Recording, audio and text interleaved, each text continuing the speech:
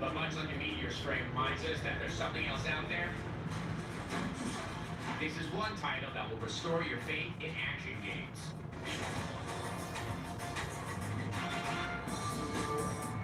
He plays the son of the king of Persia. When the prince becomes separated from his army, he stumbles upon a magical item called the Dagger of Time.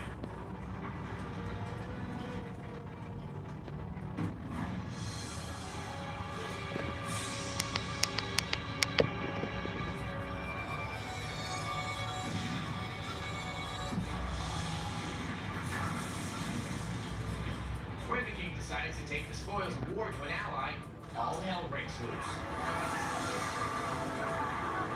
Literally. Some gift, huh? It's up to the prince to reseal the sands of time and return the kingdom to normal, but he won't do it alone. This is your doing. I saw my father turn to sand. Much like in Ego for the PlayStation 2, the prince will have to guide his female cohort Farah around the levels. They'll need to work together to overcome puzzles.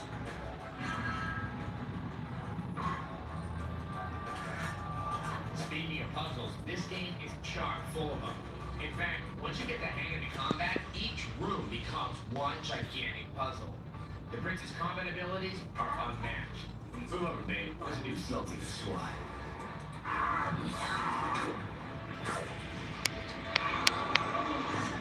What's most impressive is how you can take out multiple enemies at once without missing a beat. Hold on a second. Let's see that again.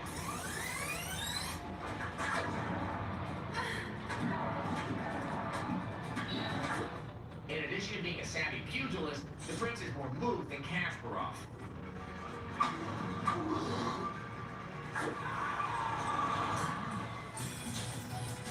The Dagger of Time also comes in quite handy. You can use it to rewind time and give yourself another chance at success.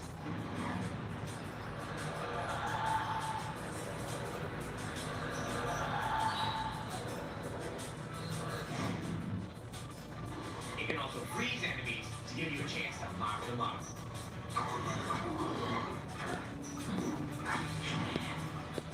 Having problems figuring out what to do? Dagger trigger premonitions can help with that. While it's not an especially long game, each version of Prince of Persia comes complete with a full version of the older games. Here's Prince of Persia 2 hidden in the Xbox version. Prince of Persia: The Sands of Time is one of those games that manages to bring an old series into 3D with style. It captures the feel of the originals while being original at the same time. Most importantly, it's one of those games that actually lets you play through the coolest parts instead of just sitting and watching. We give this modern-day classic a time-warping 5 out of 5. Give it to me now. And one of the other great things about Prince of Persia is the way that the game weaves the story seamlessly into the gameplay. And that spares you from waiting through endless cutscenes. Yeah, and the game is fantastic on any platform, so there's really no excuse for you not to get it. You know, if you spend your money on an overhyped game like Castlevania Lament of Innocence, you can use the Sands of Time to return it and buy Prince of Persia instead. There's a lot of games. Now, okay, if one game getting a perfect score in the show isn't enough for you, your expectations are way too high. But hey, we're still gonna exceed them today. Yes, right now we have Call of Duty on the PC, and it's one of those rare first-person shooters that makes you feel like you're living history. If history took place in your computer, it was made of polygons, and you could find Nazis in a sitting position, and it was... Stop. Here's a review of Call of Duty. Sequels. Some of them are good, some of them are bad. But nothing tops the big one, World War II. Of course, there's been a lot of games based on that seminal conflict, and some of those games have sequels, but nothing compares to Call of Duty.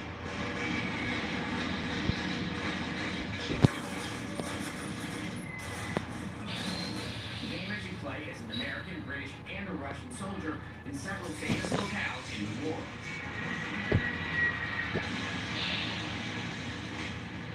But you've seen all that before. What's What's different here is that you are not alone. You have buddies. No longer are you a one-man Nazi-killing machine like in Medal of Honor. Here, the emphasis is on the intensity of combat. Your fellow soldiers really do their job and offer covering fire as well as running ahead to discover if there's danger. Thanks, guys. If you don't keep pace with them, enough said. What this means is that there are going to be more enemies than normal, which means there's a lot of bullets flying. The result is the most amazing combat ever in a game. You'll enter an exchange of fire unaware of where it's actually coming from, and then you'll try to contain your panic. I'm not good at controlling anything, especially panic.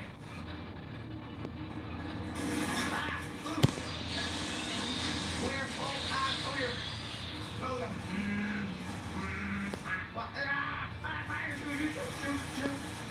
Is that a cinder block? No, it's an ideal. This is most evident in the first Russian level in Stalingrad. It's at the same time both horrifying and exhilarating. Though the capper may be this Jeep chase, the excitement and confusion in this sequence make it one of the best moments in gaming, period. What? Yes, I mean that.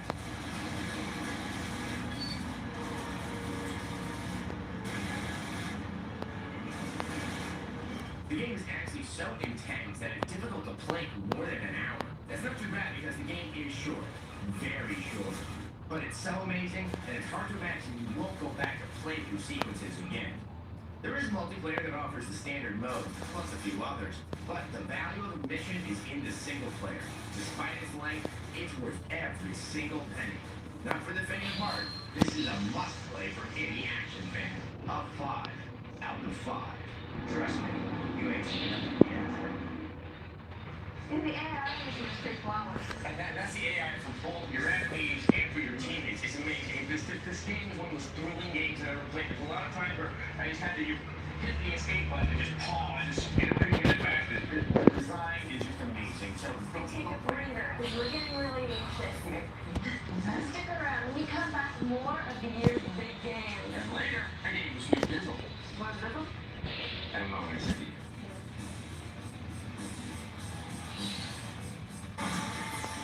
Coming up. Take it to the court. And top spin.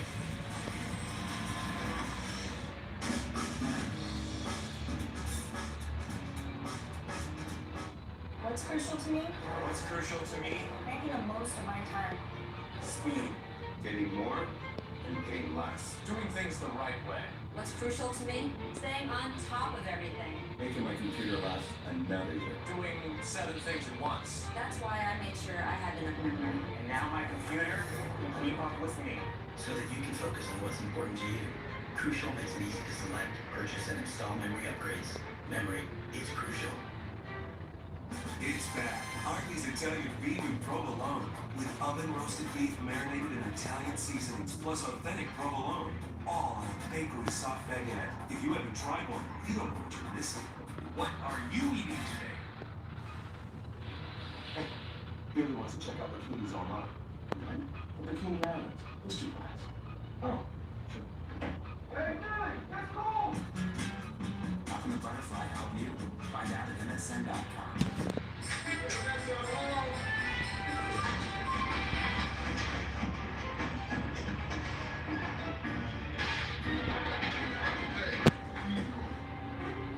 Baking. Radio Shack has lots of tasty holiday gifts, like this Casio S2 digital camera, a portable DVD player with accessories, or a Palm Sire 21.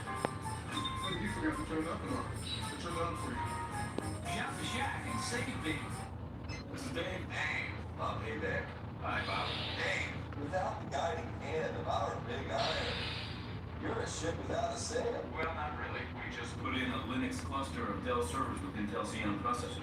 Oh, well,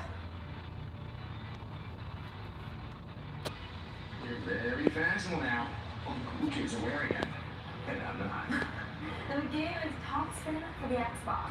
And it has Anna Kournikova. She's pretty.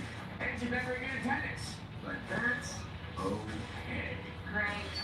And here's our review of Top Spin.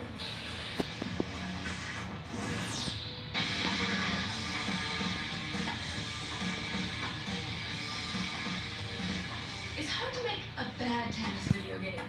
After all, tennis games go all the way back to Pong.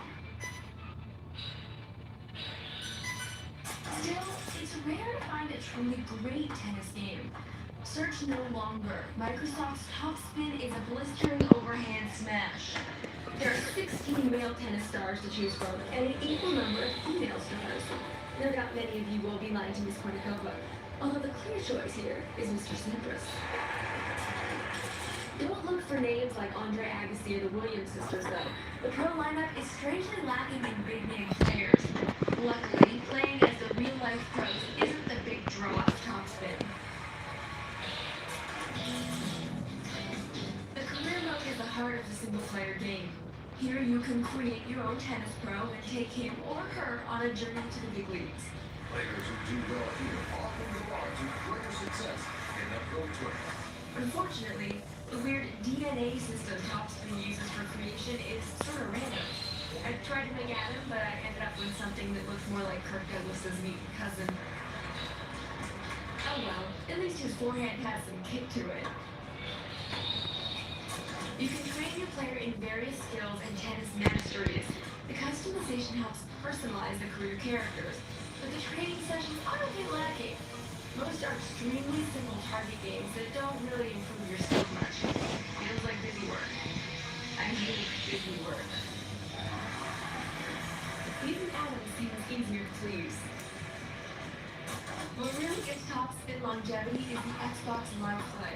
You can pick your created player and hit the online leagues, building a ranking and reputation. Playing against a human is infinitely more enjoyable than playing in the computer, and some of the matches can get really heated. What can I say? The crowd loves me. The attitude feature also lets you taunt your opponents or berate your teammates as you see fit. Yeah, that's what I say. Bring it. It's already been brought in. I did notice that there's a distinct lack of players in the online women's leagues. Come on, people. Top Spin needs women. Top Spin may lack the depth of a hardcore tennis sim, but it strikes a good balance between reality and fun. Even if you've never picked up a racket in your life, try a match or two, and you'll be hooked. A 4 out of 5. This is the best tennis game on the market right now. But you're going to want Xbox Live if you get it, because online play is the best part of the game. Also, you can customize your own horribly mutated player, like the one with me. Shit, you know, who doesn't like to muck at one of the world's most graceful and formal sports by making your player go grotesque this roller jughead? Shut it. Yeah. Coming out, stage. And dance the night away in SOCOM 2.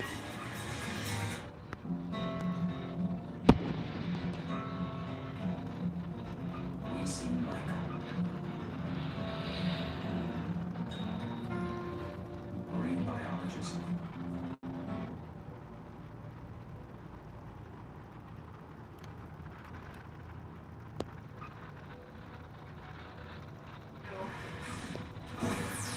Now let's be honest. A big part of what made SOCOM so popular was that you could swear at friends and strangers alike with the included headset. God damn it, you suck. I can't believe you're on my team. The SOCOM 2 fixes nearly everything that was wrong with the original. There are anti-cheating measures, more maps, a better single player, and more online games. But this is still a broadband-only game, so all you 56Kers should get ready to settle into the single-player mode, where you have to deal with the swoosh head guy.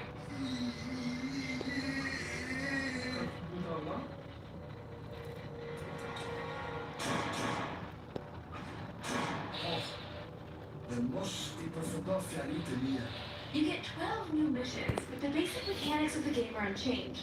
You issue orders via menus or the headset, and you follow wing paths to objectives. Yeah, aren't squad-based tactical shooters fun? There are also new advantages to stealth. If you kill your enemies undetected, there will be fewer reinforcements to knock you around later on. On the other hand, if you make a mess of things, it's gonna be harder down the road. There have been improvements in your supporting team. Boomer, aka the walking target, is gone, and Jester, his replacement, is actually worth keeping.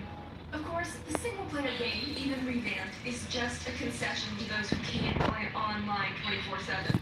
Navy SEALs are social creatures after all. The two new online modes are Breach and Escort. In Breach, one team defends a base against an assault. In Escort, you lead a string of sitting duck VIPs to safety.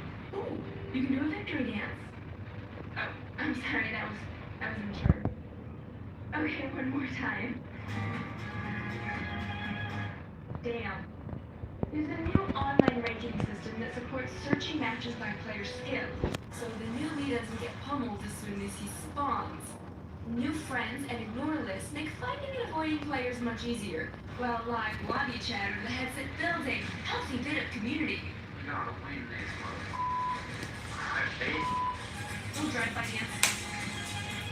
Rather than getting a full-fledged facelift, the game has received a few graphic upgrades, but is far from a visual stunner. The new touches are nice, but the graphics are one area where SOCOM can't yet compete with its tactical PC cousins. Nevertheless, the simple fact is there's no other shooter on the PS2 that can stand up to SOCOM 2. It gets a 4 out of 5. Okay, one more time. If you buy SOCOM 2 and you don't argue on a headset, you're gonna have to buy them separately. You can't play the game without a headset. Yes, but it's a very quiet experience and you miss out on all that deep online SOCOM chatter. Yeah, come from Mount Rock Flag. No, my other ride.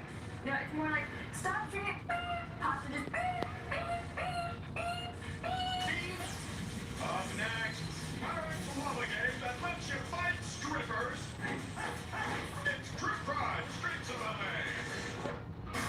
This Tuesday, the greatest adventure of all time is here. Must lead a team like nothing the world has seen.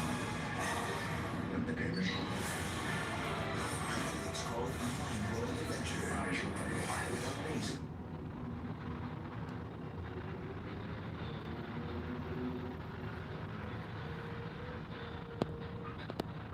Adam Sessler and Morgan Webb. Your fans. Most of them. Welcome back to X-Plane. We're lined up today showing yet another game that hopes to inherit Grand Theft Auto's freeform crown. True Crime Streets of LA. But everything is nothing more than something GTA code is wrong. It has supernatural elements. The ability to slow time, kung fu fighting. It's some of the best voice acting ever. Yes, it's got the voices of Christopher Walken, Michael Madsen, Gary Oldman, Michelle Rodriguez, and one very famous rapper, for Shizzle. Here's a review of True Crime Streets of LA. Yo, tough What? guy. Over here. You make big mistake. Welcome to the world of True Crime Streets of LA. An action title that plays like Grand Theft Auto from a cop's point of view, with a healthy dose of kung fu added to the mix. True Crime offers freeform gameplay throughout a huge, accurate map of Los Angeles. It's a beautiful recreation of the ugliest city in the world. Ramboy. No, Nick Kang. As road cop Nick Kang, you'll drive, shoot, and find your way through the crime-infested city. All the while brandishing your dual pistolas. Double the pleasure, double the fun. If you got enough ammo. The story is an excellent send-up of standard action movie fare. You screw up this time, Kang, and I'll have your badge, capiche? Sounds like a line from a bad video game. And offers branching paths and numerous endings based on your behavior. Drag and drop it. And whether you're a good cop or a bad one, there's plenty of random street crime to keep you busy. Let's get out of the way. Another plus is your ability to slow time to pinpoint targets, fire non-lethal shots to contribute to your cop karma, and blow out offending gas tanks. Buckle up for safety. And you gotta love a game with objectives like these. Fight strippers. Fight S&M freaks. And fight General Kim. And his name is Kim. There's also an unlockable bonus that allows you to play as none other than Snoop Doggy Dogg. This is the Snoop Dizzle. In pursuit of another dumbass mother. Oh, oops. Sorry, Snoop. True Crime even manages to work at a jam at rival GTA developer Rockstar. On the downside, the controls are awkward and it takes a long time to get used to them. Damn, we just die already? Also, the game is far too short. Most players will be able to finish in a day. And the end result is buggy, with characters passing through solid objects and plenty of random freezes. Oh well, you can't save them all. Still, the game makes up for its shortcomings with a sharp sense of humor. And excellent voice acting. Oh, it's dead sometimes. You think you're this good? Let's see about that. And as the guy who played Lo Pan in Big Trouble in Little China. Why do I always have this effect on you? Ultimately, despite its flaws, we give True Crime Streets in LA a pistol-packing 4 out of 5. Here comes the whatever. And so I leave you with more of the wit and wisdom of Snoop D.O. Oh, I forgot I can't attack. You ran back to that dumbass just let someone take their Kids love it. Okay, and you can see this game is really funny. It almost makes up for all the bugs in the game. Almost. The developers just wanted it to leave it a bit longer. This would have been a surefire 5 out of 5. Yeah, some developers couldn't understand about the fourth quarter, but for the love of all that is holy, just take the time to fix the bugs. Game testers, do your jobs. Thank you. And if you'd like to read full reviews of any of the games you saw today, visit our website. Checkity.com/X-Play. Very good. They're down. Well, these games were good. Word.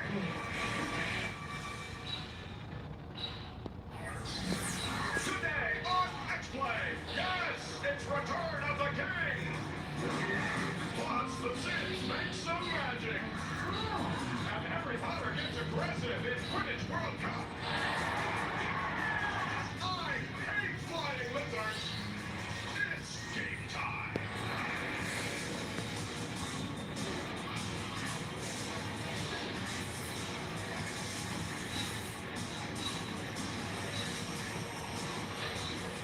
Setting a poor example for America's youth, it's Adam Sessler and Morgan Webb. Oh, Billy Coop setting an example. Welcome to X-Play. Today, we Oh, are I Lord of the just Rings. touched it. Everyone, let's give hobbits. And we have a Harry Potter game. Slytherin, Hogwarts, and Quidditch. And a game about fighting Nazis in World War II. Not a fantasy game. Certainly accurate. But wouldn't the World War II be better with hobbits and dragons? Perhaps. No. Yes, we also have the Teenage Mutant Ninja Turtles. And the Sims expansion pack, $2 expansion packs. It's magic. Those aren't stats. Okay, it all started with EA's Return of the King hack and slash. Yes, and if you love the movie like I love the movie, you would want to play this set. So you have Gandalf and Samwise. It's all over you, but watch. Oh, but have Gimli also, have a photo. Wizard is never late, nor is he early. He arrives precisely when he needs to.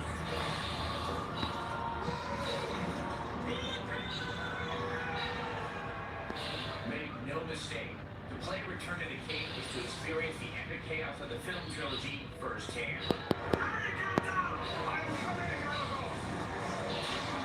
Similar to last year's Two Towers game, this is a straightforward hack and slash. Choosing from a large assortment of characters, you'll defend Minas Tirith as Gandalf.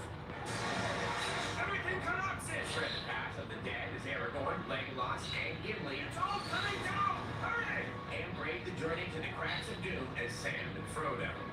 Rest assured, it will be no easy task. But against our stronghold, the dark core summons both man and beast to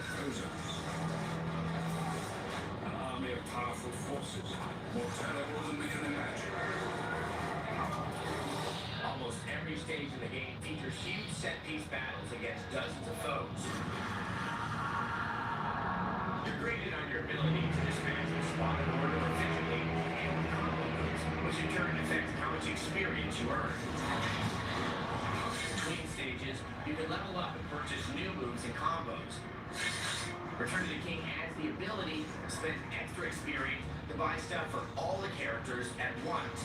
This helps get your crew up to snuff quicker, but also maxes everyone out fairly quickly. This makes replaying the game with other characters a bit too easy. Of course, you might just want to replay the game to see the brilliant recreations of the various film locations. Some of the environments are so detailed, you can almost smell the pipe weed. Did I mention they're huge? I did, okay. I'll mention it again. The stages are huge. The shortest mission in Return of the King is as long as some of the longest stages in the two towers.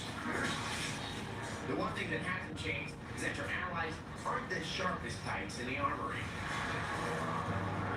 But almost no help at all in the Pelennor Fields battle. Lady, I won't leave you. They must be saved. Hey Mary, try not standing still underneath the most dangerous enemy on the battlefield. Which means Not that it really matters when you're slicing through hordes of Uruk-hai like a one-man army. Still, it's kind of weird the way Legolas and Gimli just kind of stand around while you're trying to save the freaking world. The game is pretty short.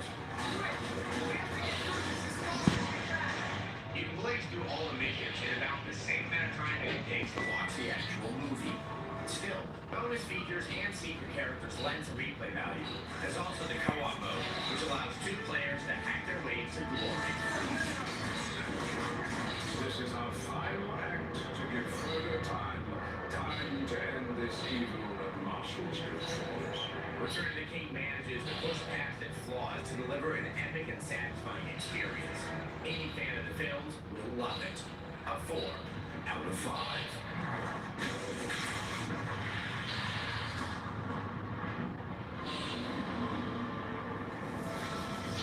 Oh, whoa. Creatures of shadow. Yes, excellent. This game makes notice of the movie so badly, but here's a warning. If you play the game before you see Return of the King, it will spoil the movie for you. Yeah, so reading the book. You're having a spoiler warning for something that's been available for 15 years. I'm just saying. Also, the game can unlock 3 bonus characters and you can play as...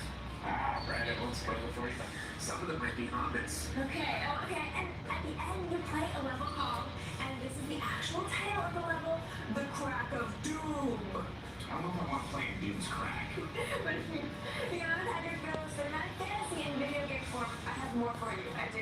Here's our review, Harry Potter Quidditch World Cup. It's the World Cup played in Doom's Crack. Perfect place.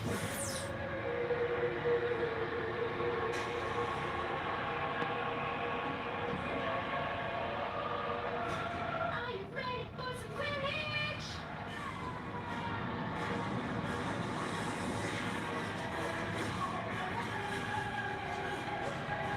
That's right, Quidditch. Say what you will of the Harry Potter juggernaut, there's one thing J.K. Rowling did right, it's coming up with Quidditch. This isn't some pansy-ass fairy tale sport. It's bone-crushingly brutal.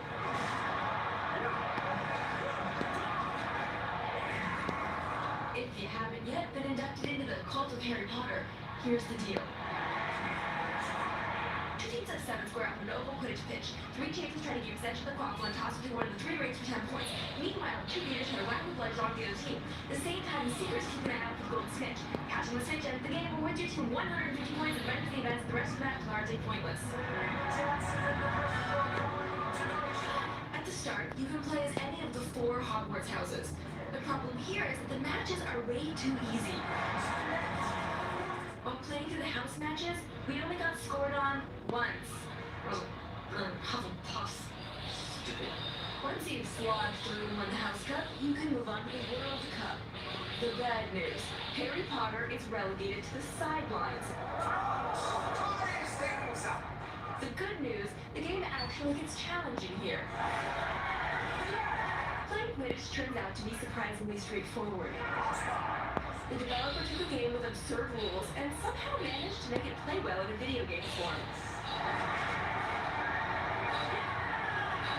Usually, you're guiding your chasers around either with the quaffle or in your attempt to tackle the Whoa, wait, why they both get knocked? After a length of time determined by your skill on the pitch, the golden snitch will appear, triggering the final play of the game, the snitch chase.